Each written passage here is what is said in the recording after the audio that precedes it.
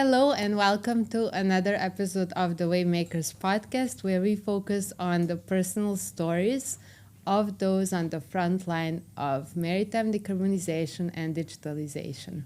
My guest today is a corporate desk jockey who likes to escape into the mountains for tens, sometimes hundreds of kilometers, a software engineer turned community builder. Please help me welcome Barry Authers. Thank you. Thank you very much, Gordana. And you've done your research well there on my background and passions. That was one of the ways you describe yourself. But I always like to switch off the corporate hat and things we normally say in the conferences. Yeah. And I like to ask you, how would you describe yourself? So I am a more commercially minded digital leader based in the UK. I guess I've sort of grown up going into sort of always been in software. I was a software developer and very quickly found that perhaps I wasn't the quickest software developer or an engineer, and that there were far smarter people in that sort of space. And so I quickly transitioned into more management and business development and sales and key account management. So, as you said, very much a passion for sort of mountain ultra running as well. So I do love to escape into the mountains when I'm not in the sort of global maritime circuit in the role that I'm doing. But very fortunate to sort of have a global perspective on maritime and digitalisation that's sort of taking place right now with the decarbonisation focus. I always wonder, how can you run for so long? Eating a lot. Yeah. Yeah, it's almost like a long picnic. Mm-hmm. You've got to keep eating and fueling the body when you're going so far. But I just love the scenery and the challenge. Did you always do it? Have you been doing it for many years? No. I mean, I've always been fit and enjoyed to run and cycle. And then I started doing triathlons, and when the first really big challenge for me was an Ironman, and that was for me that was like my Mount Everest challenge. Mm-hmm. And so I love the process and the challenge it gives you, and then obviously the satisfaction of the end result. But then a number of years back, I moved away from running around cities and lakes on the Ironman and moved really got a passion for the mountains. I think that's healthier. Yeah. Yeah. That's a pretty good way to balance the maritime dynamics. Yeah. And what was your journey into shipping? Is it something you expected to get into or not? Definitely not. So I went into the sort of oil and gas and energy space, straight out of university as a software engineer. But as I said, I wasn't the quickest or sharpest on the coding. So I was lucky to work in a global company that had lots of opportunities to progress and develop, and I quite quickly went from software engineer through to project manager, operations manager, sales manager, and again lucky to hold different roles that have really given me a good sort of global and sort of perspective on organizations and the different key functions in companies.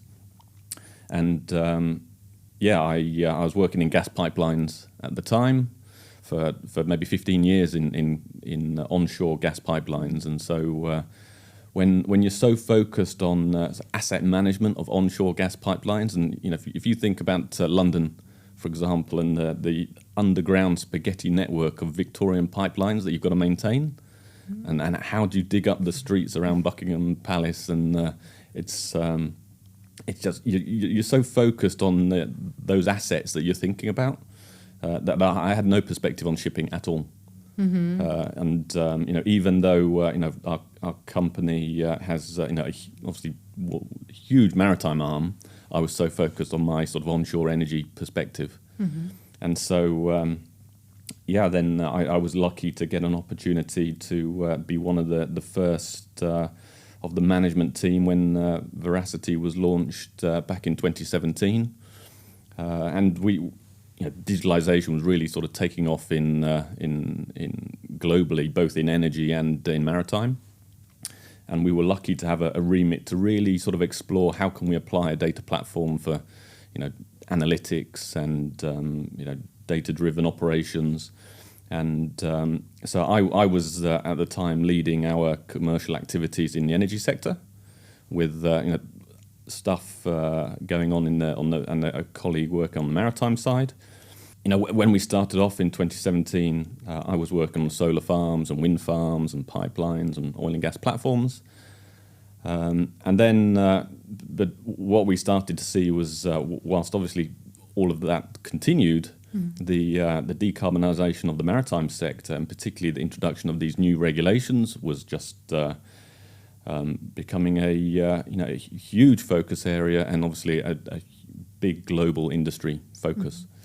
And that's where we spotted the opportunity to, and personally, the opportunity to shift focus into maritime.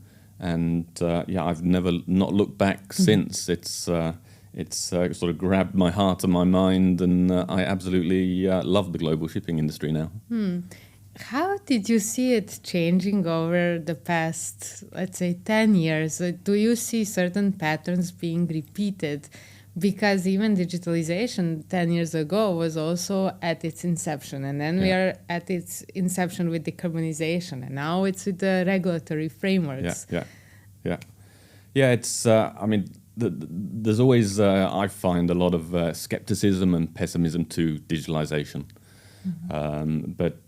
So it always takes quite a long time to build trust in the technologies, and of course we've got the AI boom going on at the minute, and again I believe that will take a long time to gain trust in that, because we all have experiences of typing some AI query in and getting some crazy answer.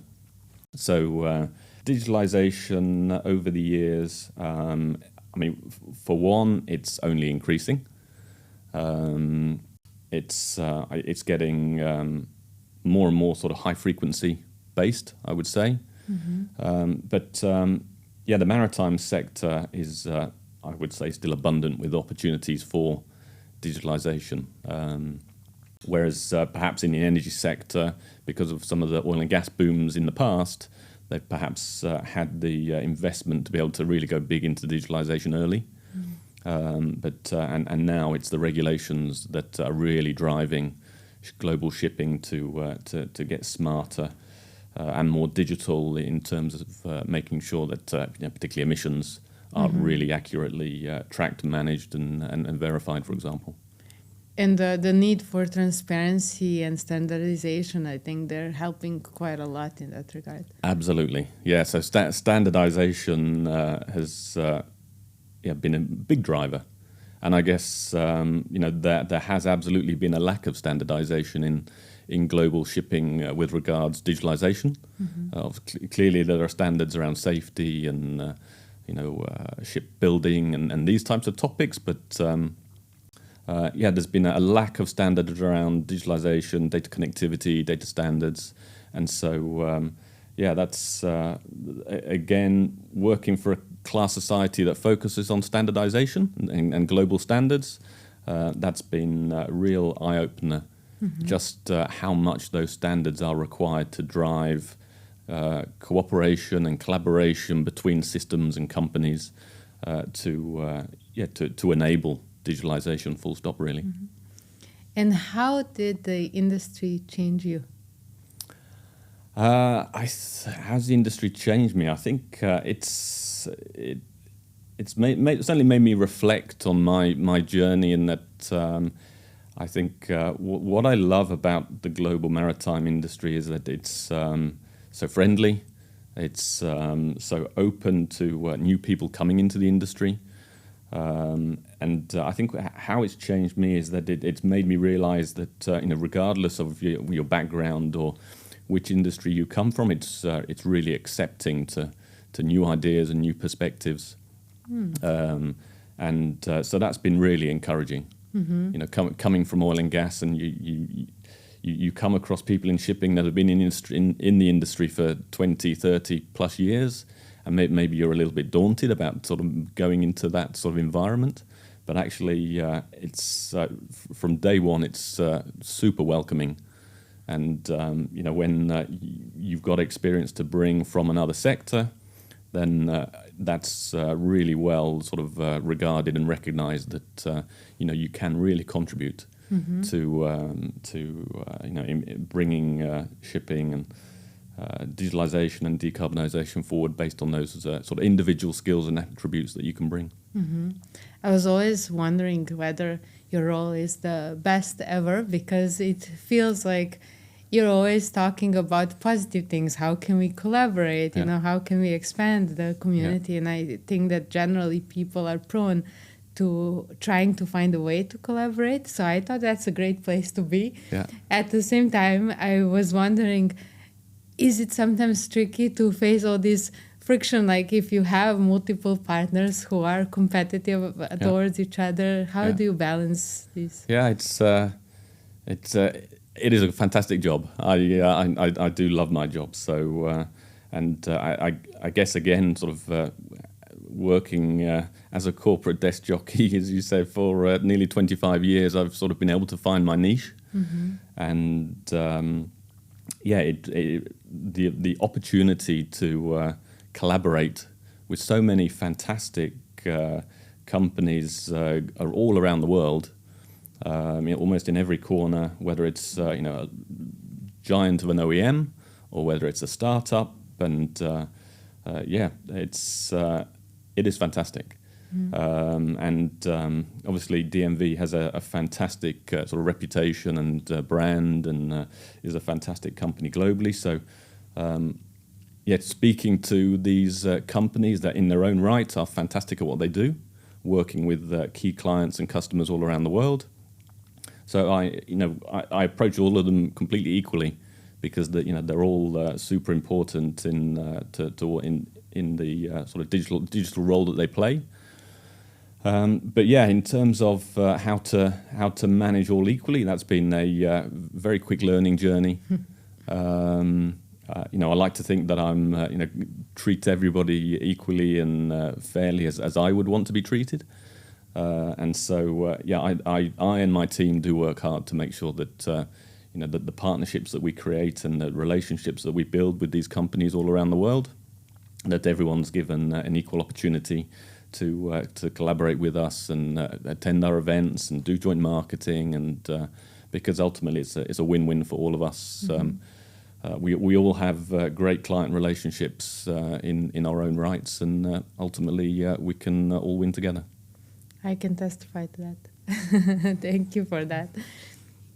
If you were a ship, which ship would you be, and why? Yeah, I had a think about this, and I even checked with some of my colleagues who had been in the maritime industry a little bit longer than I had, just to check my perspective. But I would definitely think I'm more of an explorer type vessel, maybe even an Arctic icebreaker. That's interesting. I don't know if we had that one. So I guess I see myself as a bit of an icebreaker. Whether it's at conferences, meeting new companies and partners, and definitely an explorer by sort of heart and by passion. Both exploring the countries I'm able to visit through my job, or whether it's in my home life and the exploring in the mountains. So.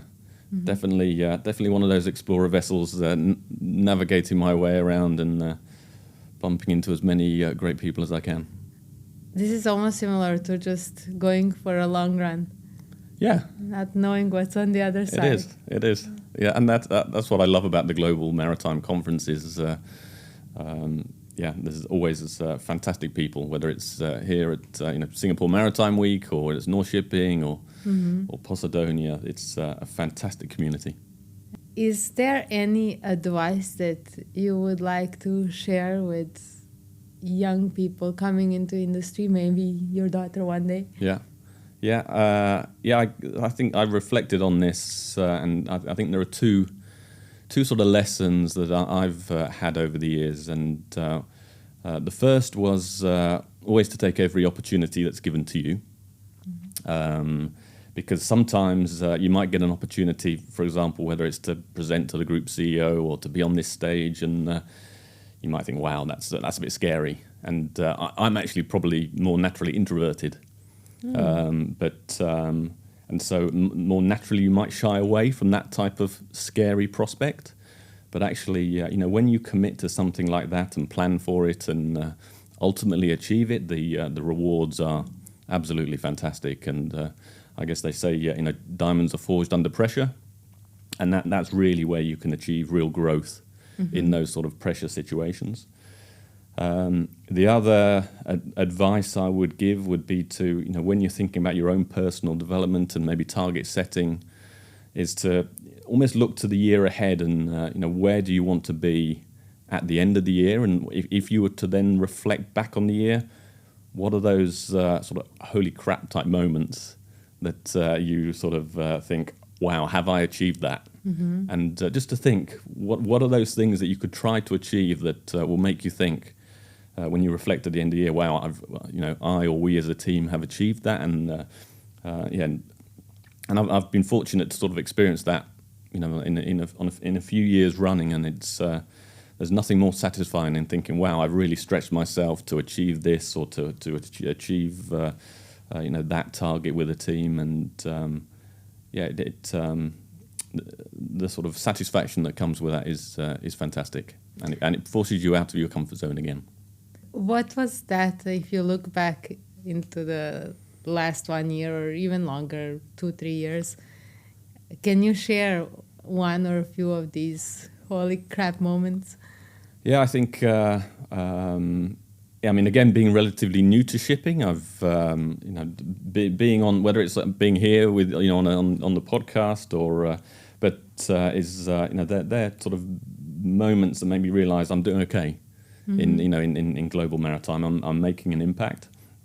But last year I was really lucky to be invited onto the Maritime Standard Tanker conference in Dubai, and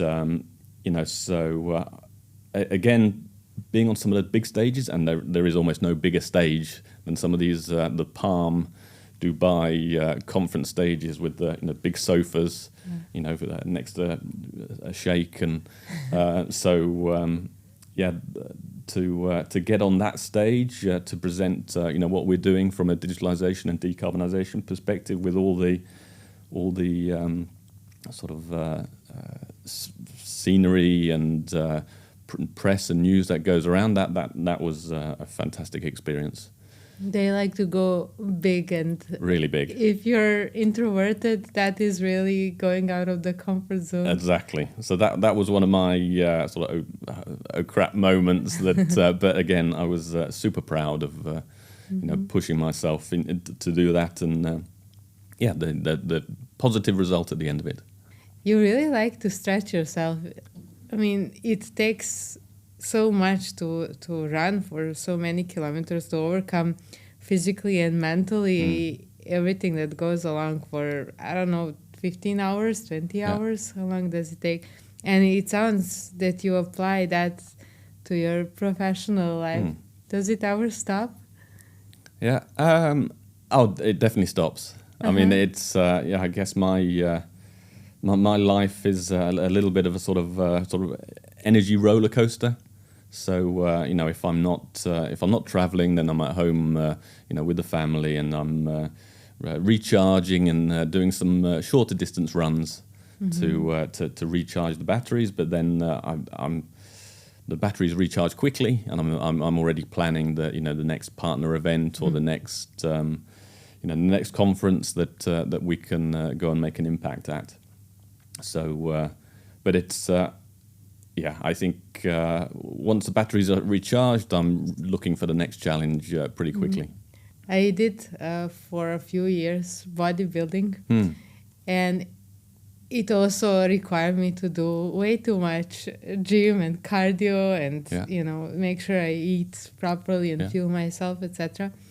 And I was tired, so I'm still trying to find a recipe where I can keep up the professional pace and the fitness pace to that level that I like. because I think back in the days it was way too much coffee, and then at work, okay, the body feels productive, but at the same time not really. Yeah. So I was looking forward to receiving tips. Yeah. Yeah, so I mean, one of the biggest tips for me for my training was getting a coach.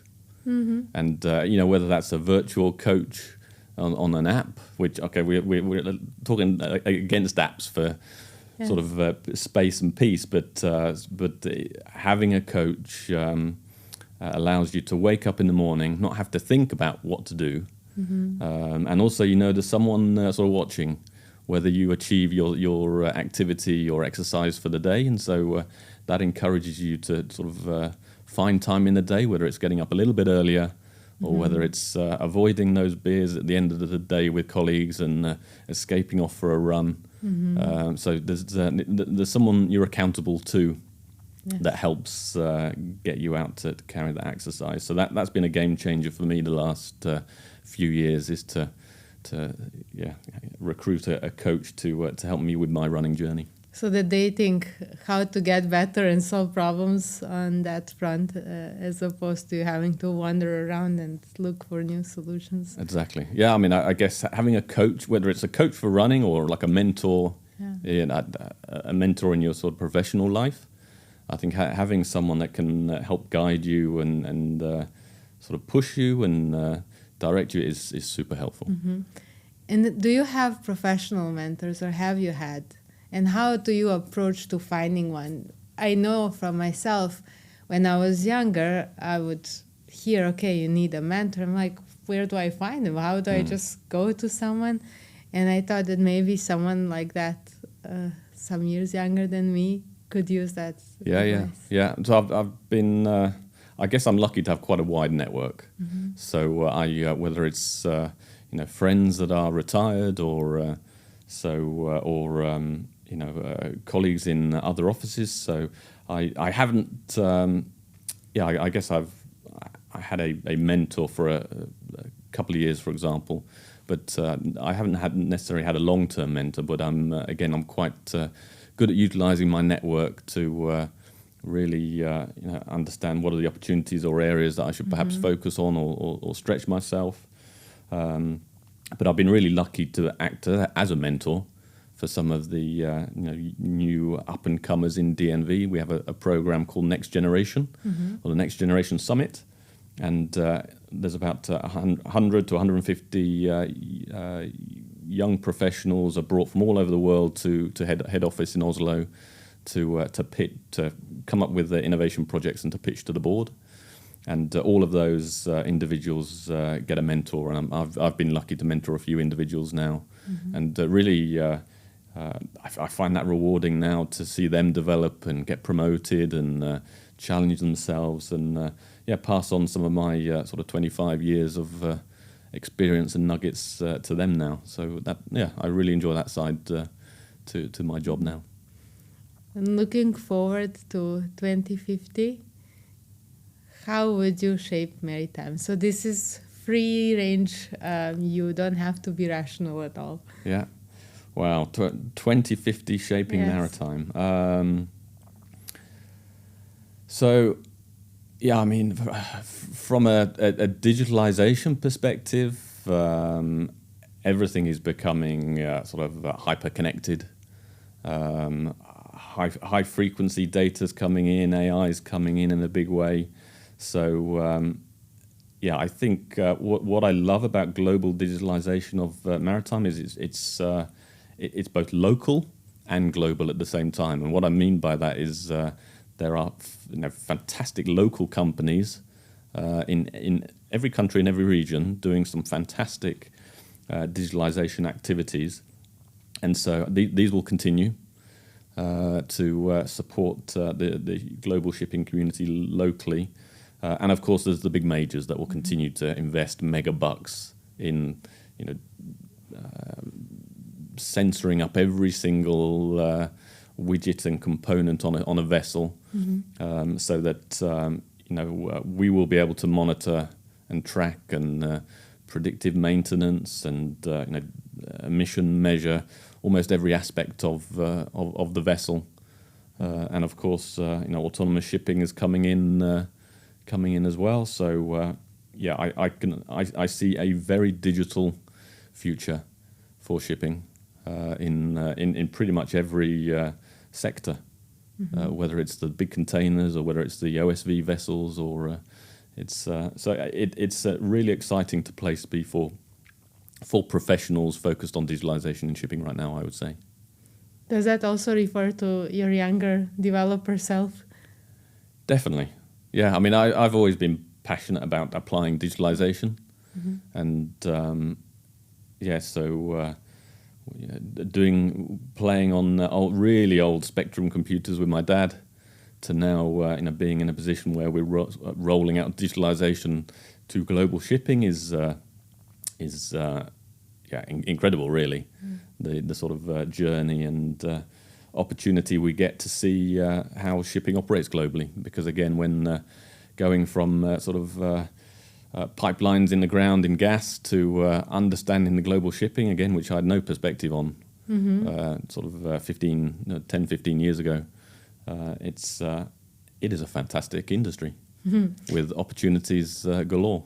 All these global networks, underground or on the ground, exactly. And on the ocean. Yeah. So whether it's electricity grid networks, gas pipeline networks, gas transmission networks running the whole lengths, and it's the shipping industry is almost a hidden network until you start to look at the global AIS maps, and you realize just how many vessels, just how interconnected everything is, and it's a real eye opener just how what a machine the global shipping industry is. It's fantastic.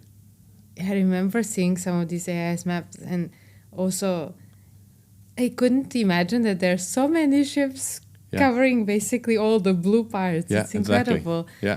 Sometimes I wonder, okay, wow, no wonder there are so many systems to prevent collisions. From this position here, I don't fully understand all the challenges until you see the small lines and the small ships moving around so closely. Yeah.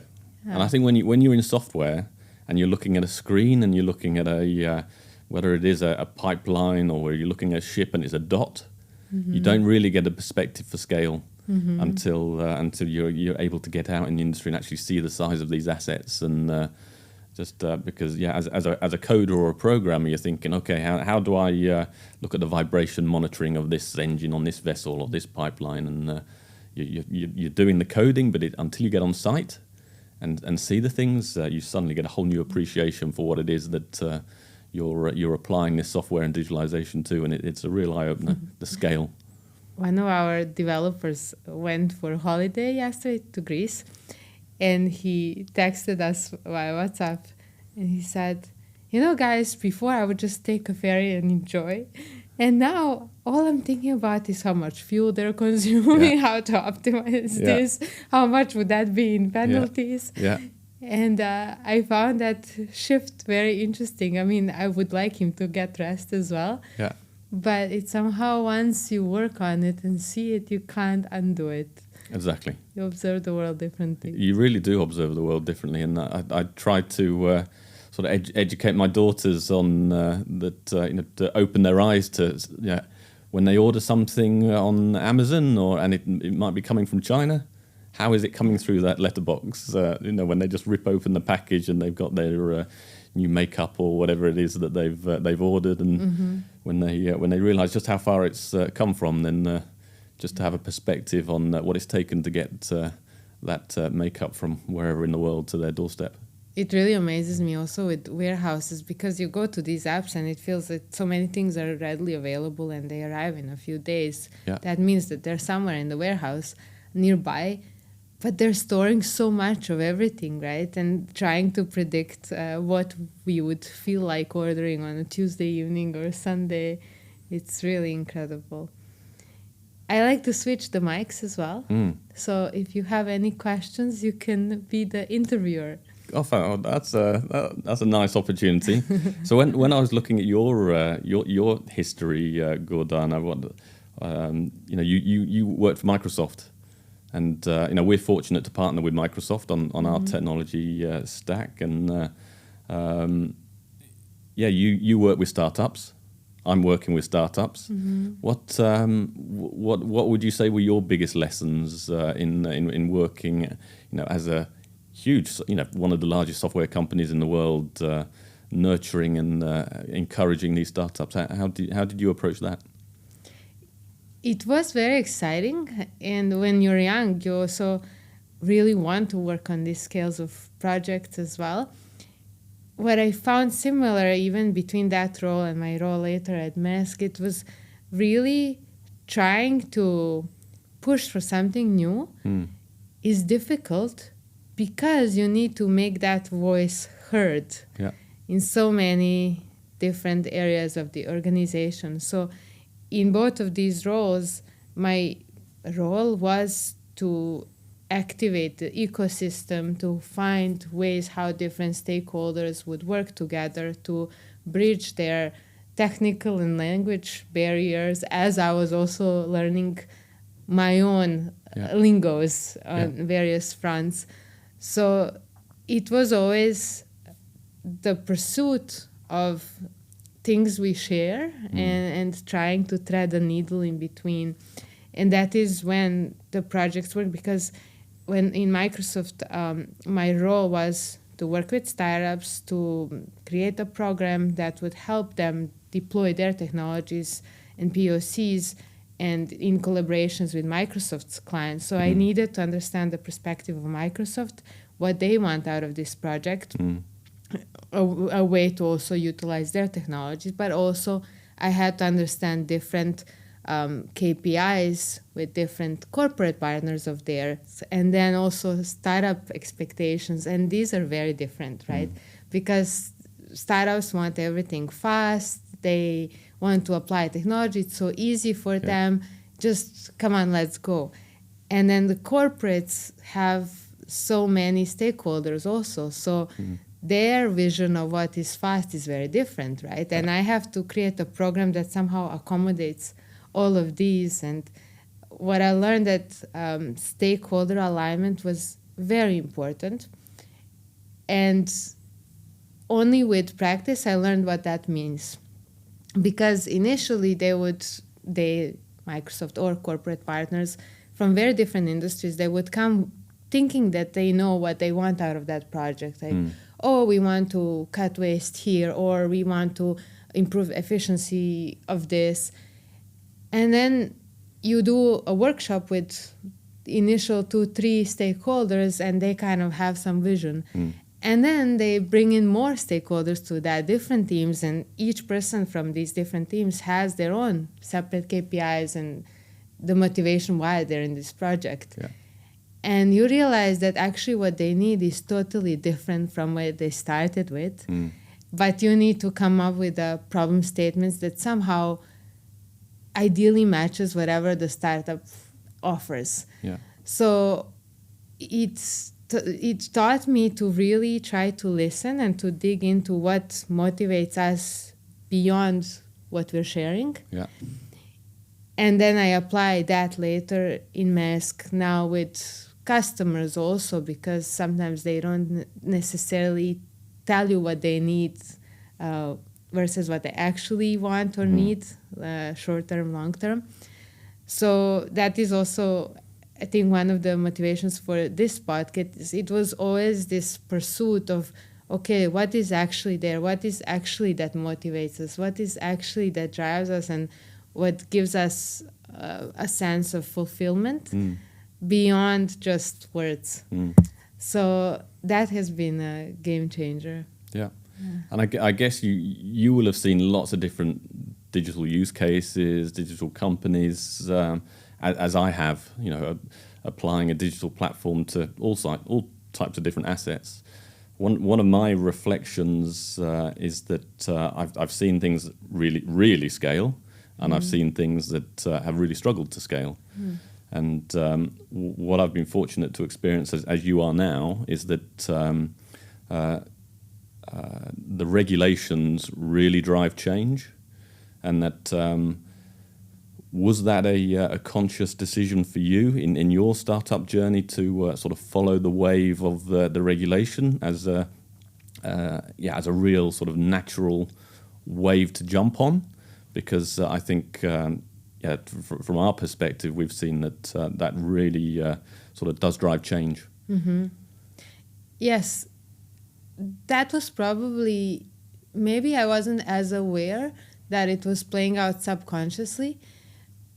When I reflect now, probably because I have seen different startups also pitch solutions with this idea there will be regulation coming, and maybe it wasn't already in place, effective, passed, and there was not enough sense of urgency. And I understood from sitting at various seats in that kind of corporate innovation ecosystem, right, as a builder, integrator, internally driving things, I understood how corporates see it, and that only those who have the privilege of having innovation budgets can afford to work with early stage companies just to test it out. Yeah.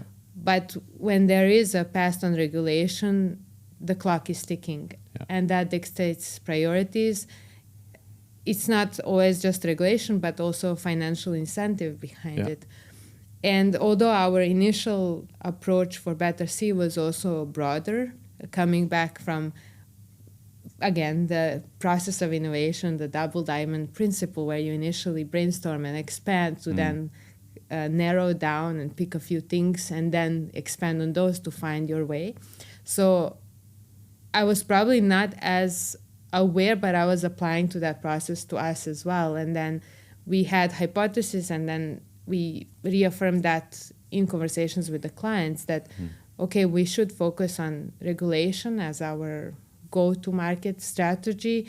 And there was also a conscious decision to focus even more on FuelU Maritime when it was still early, because we understood that it would be complicated. There's a lot of time needed to educate the market, and we wanted to catch that wave, and even if that meant to be patient. So all these were grains of learnings, I guess, from the past 10 years or so working in this space of early stage innovation. Yeah. I think it's. I think it is a game changer to have a regulation, such an impactful regulation, that the global shipping community is looking to how to address it and how to respond to it. And so, that forethought and timing of having something to take to market, whether it's your Better Sea solutions or whether it's DMV's verification solutions, it's that's been an eye opener for me to have something ready in time that's trusted. To support the industry when they're looking for something to help them with, because many digital tools and technologies are built to solve a purpose or a specific problem. But if there's not the industry drive, then it's going to be more of an uphill battle, particularly on the go-to-market perspective for those smaller companies looking to stand out in the crowd. Yeah. I would add that it has been also a game changer to have solutions ready and the data ready and internal decision making fast. In our collaboration, it was really fast, and that is what enabled customers to also have enough time to make informed decisions, as opposed to being stuck in the funnel and waiting, and that just keeps them in the uncertainty and increases pressure for everyone. Avoiding slideware and having, we're lucky with APIs that are ready to go and to get you data and to be able to demonstrate to the customer and to again, build trust that here is the solution, here are the numbers you need or the answers you need. We, with your consent, we have the data and here's right here, you can see the numbers in action now, and that luckily, digitalization, and if you're ready to apply it, then it is again a game changer to have that ready to go and to show the customers how you can add value very quickly. And I don't know if I shared, but thanks to you guys, we had quite early trades. Actually, the early trades that happened were through partners that were both connected through DNV. Yeah, so. Fantastic. Great to hear, Gordana. And yeah, I mean, it's digitalisation is all about collaboration and partnerships, and data can't flow from a ship to shore to a platform to commercial management systems without these partnerships and collaborations in place. So delighted to hear that ours is working well. Thank you for being my guest today. And I'm looking forward to many more events where we get to meet again and again and catch up. It's always great to find you in different spots in the world. No, absolutely. And thank you so much for having me, Gordana. It's been an absolute pleasure. And as you say, very much look forward to seeing you and Max, whether it's in Athens or Norway or in Hamburg. But for sure, we will be seeing you very soon. Perfect. Cool. Thank you. Well done.